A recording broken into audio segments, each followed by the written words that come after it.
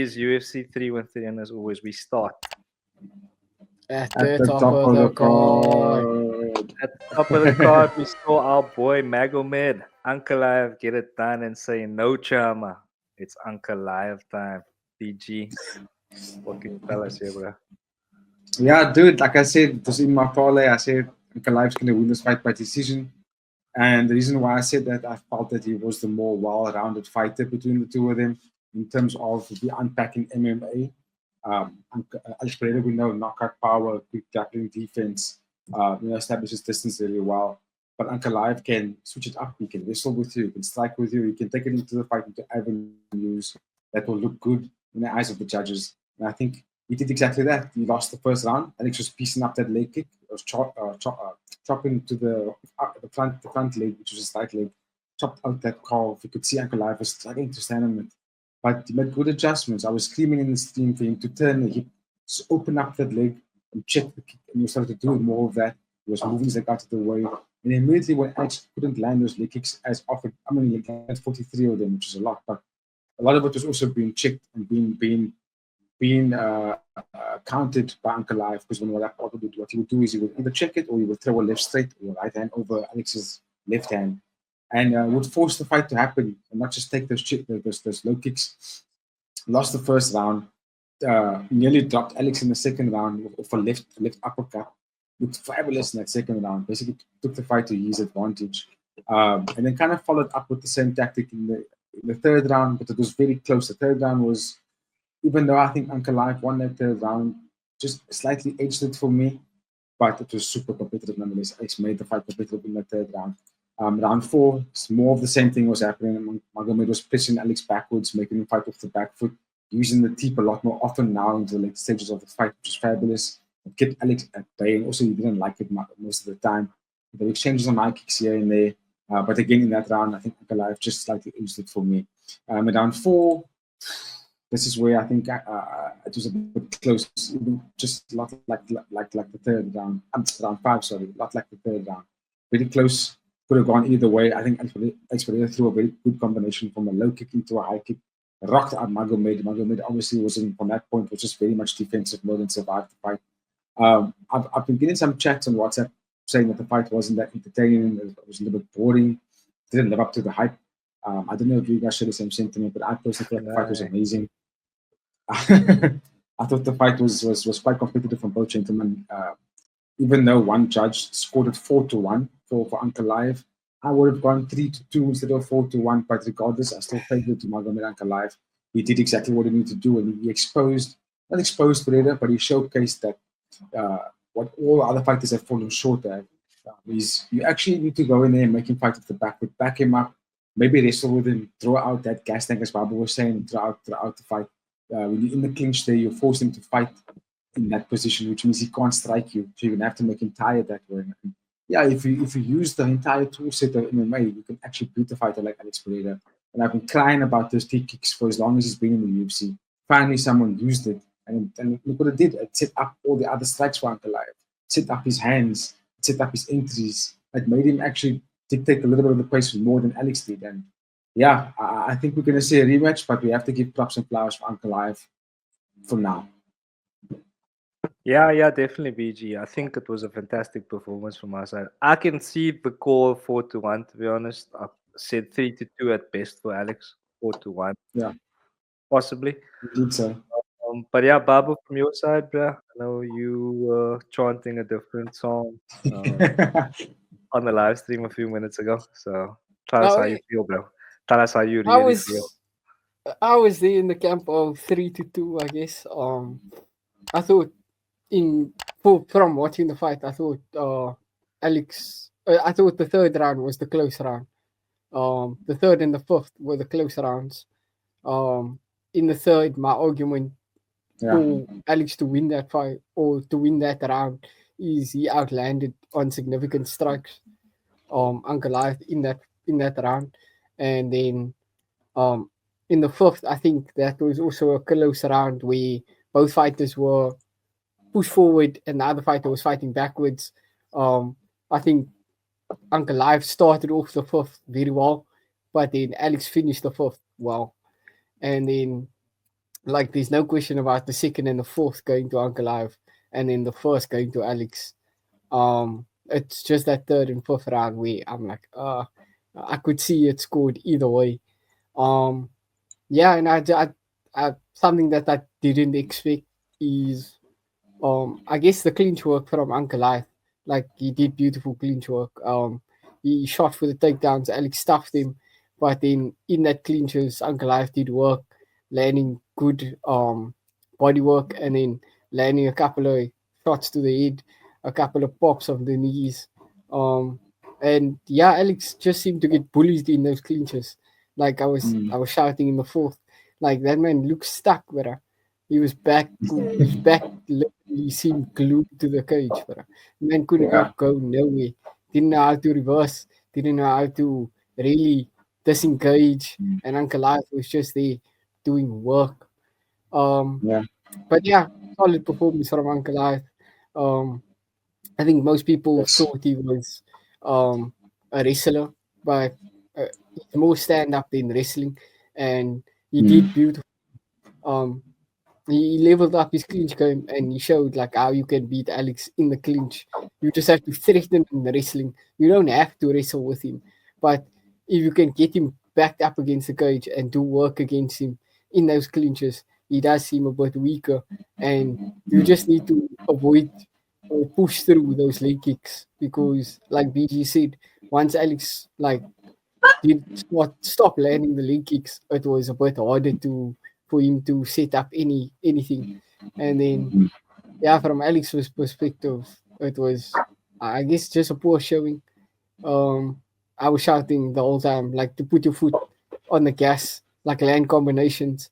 I understand in the first round you were able to pick him apart, but then in the second, third, fourth round, like you were having no real success in that picking, like string combinations together because we saw flashes of combinations and it landed, and you just never went back to it. But yeah, overall good performance. Shout out to Uncle Live getting it done during the month of Ramadan. Champion, champion mindset, champion mentality. Nicely done, Babu. Yeah. And yeah, ladies and gentlemen, let us know in the comments your thoughts on what happened here. I have to just make an announcement, boys. We have officially hit 1,050 subscribers. Thank you very much for the support. And boys, as you can see, all the hard work this weekend has been worth it. I think we can officially call it a success now. But yeah, getting back to the fight, BG, any final thoughts on the championship fight before we move? Yeah, I did think it was strange that Alex didn't really go back to like Bible saying those combinations with the hands. It looked like we said in the past, he sets up a lot of his combinations off those calf kicks, which kind of like neutralizes or immobilizes his opponents, which then allows him to throw those hands. Because Alex doesn't throw combinations the same way Magomed throws, which is straight punches. It usually comes from the wider stances. And one thing I noticed is because Magomed was fighting out of a southpaw stance, Alex had to throw a calf kick from his front leg, which is not going to be the same kind of velocity or speed and comfortability as he does with the person from the back leg, which changes the way he fights completely. And I think that's what we would see why he was a little bit hesitant. And also Magomed's movement was backing him up the whole time, and it forced him to fight retreating. Yet retreat, and it's like he couldn't strike going forward. And I think that's what changed the dynamic for Alex majority, because Magomed found a way to actually move around those calf kicks. Changes the whole game. But yeah, massive main event for me. I really enjoyed it. Yeah, it was a very entertaining fight, and once again, big congratulations to Magomed Ankalaev. So boys, we all in agreement that it's an immediate rematch, that we're going to see an immediate rematch, whether or not we agree with it, but can we agree that we all think that is the most likely outcome here? Not sure Anybody? actually. Yeah. What do you think? Not sure about I'm not sure if Alex wants the rematch. If Alex wants the rematch, he gets us the rematch.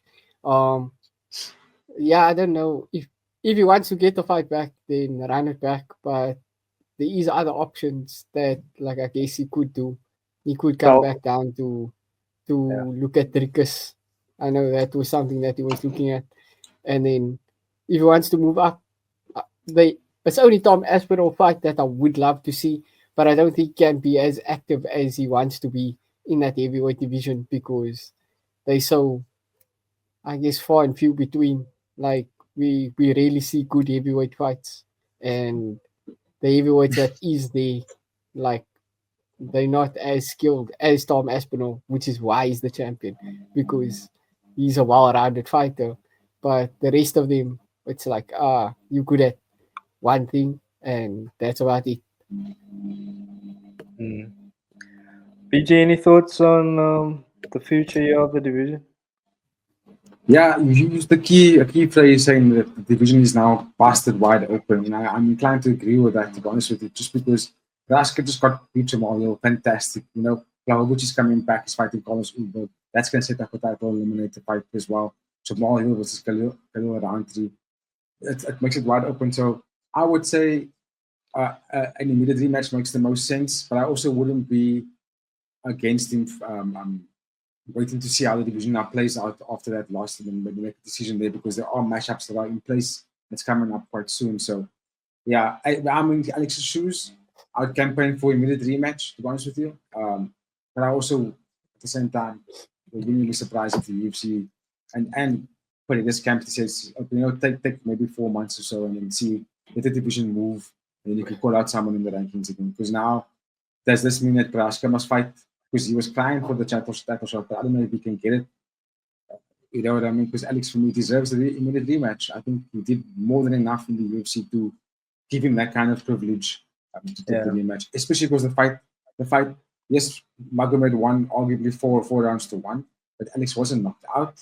You know what I mean? You could argue that maybe he was outstruck, maybe he was outperformed over the course of the 5 rounds. But I think that kind of fight for me, it highlights and it warrants a rematch. I want to see a definitive thing. And Alex being a B38 this year, he's probably going to say, "Listen, I want to have one more shot at this title." And after that, it's curtains. And I think the I just don't know. Yeah. Just sorry to interrupt you, VG. I just don't know if he wins the title of Ankalaev again, and then we get the trilogy fight, and then after that, like we are hoping that there's new names in that rankings because Alex has beat them all definitively besides Ankalaev. He's the only one that hasn't defeated. So if Alex does get that title back, like the division is on a pause, and if Alex then wins the trilogy, we not gonna what's next for him? We're gonna look at it and be like, this division is dead now because the champions ran through everybody and beaten definitively. Yeah. Let's see what Dana White comes up with.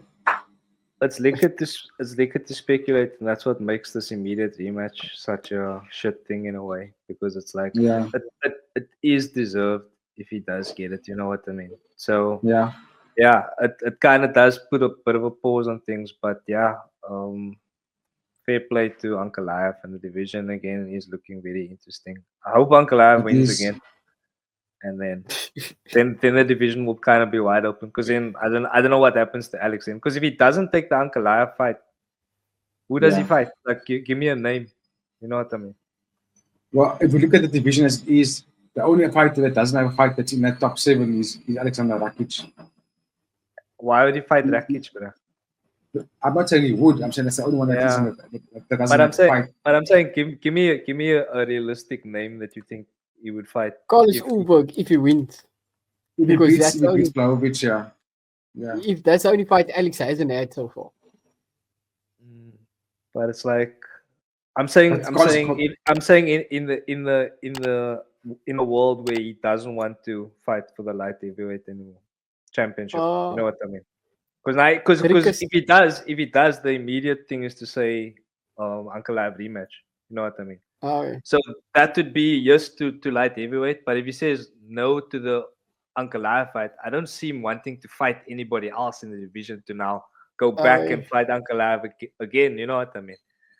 Back to middleweight. I don't think he gets the Drickus fight either after the loss, but I think he has to fight another contender in the middleweight before. Yes.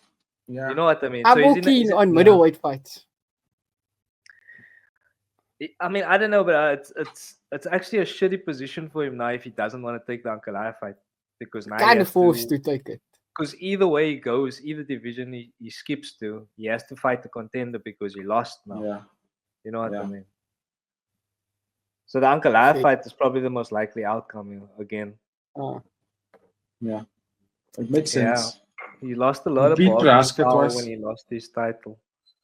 He beat Prohaska twice. He beat Blahovic once to a decision. That was a very close fight. Knocked out Jamalio, beat Canelo round 3.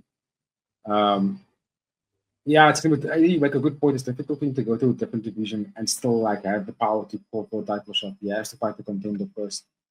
But like I said, boys, the middleweight division is they are moving the names around because they are establishing good matchups in that top 7. So yeah, I don't think it's gonna be as boring as we think it is because rematches are happening or will happen.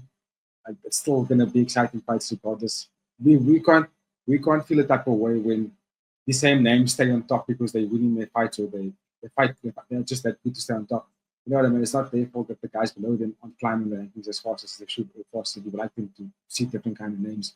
But if we're being completely honest and looking at the bottom 8 of that division, that's a bunch of trash. Like that's all cock, all of it. All of them. That's useless fighters. So we're only really talking about the people from number 7 upwards. You know what I mean? And they all matched up with each other. They all got fights. Jamal versus Canelo, Blahovic versus Carlos Uber. The only guy who isn't fighting is Rakic. Rakic lost to Prohaska.